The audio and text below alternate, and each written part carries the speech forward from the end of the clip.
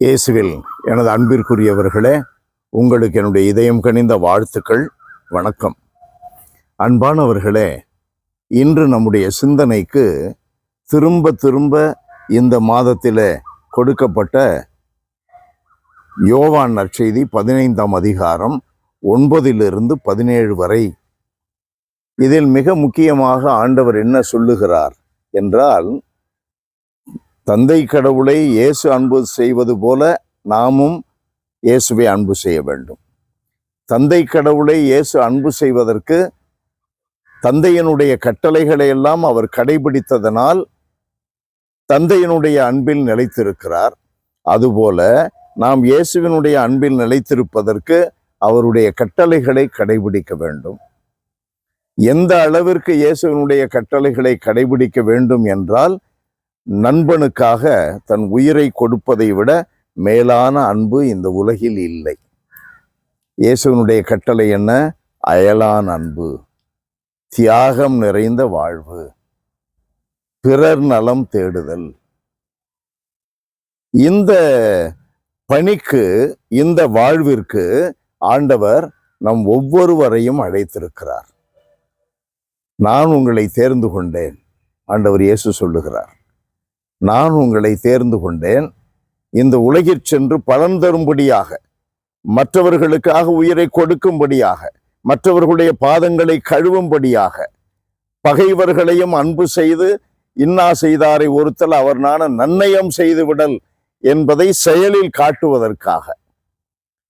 சிலுவையில் தொங்கும் பொழுதும் கூட தன்னை கொலை செய்பவர்கள் அறியாமல் செய்கிறார்கள், அவர்களை தந்தையே மன்னியும் என்று சொல்லும் அளவிற்கு அன்பை வெளிப்படுத்த.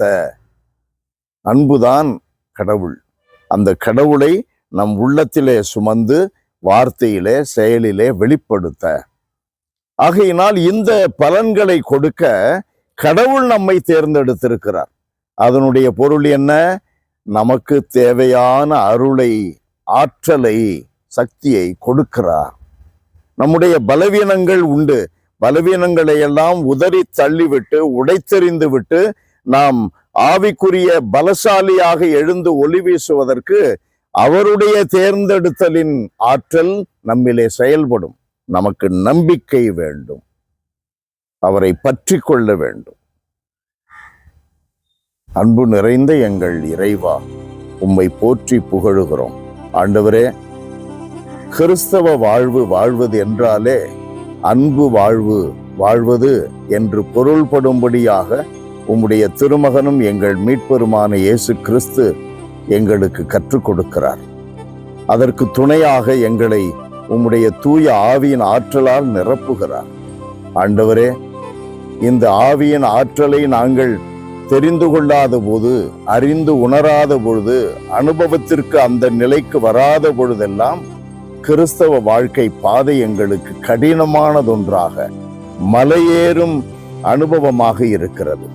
ஆண்டவரே, உம்முடைய ஆவியின் அருளை எங்களில் மிகுதிப்படுத்தியறலும், அன்பின் ஆற்றல் எங்களில் தொடர்ந்து வளரச் செய்தறலும். இவ்வாறு கிறிஸ்துவின் அரசு ஆண்டவரே கட்டி எழுப்பப்படுவதாக. இயேசுவின் நாமத்தில் ஜெபிக்கிறோம் பிதாவே. ஆமென், ஆமென்.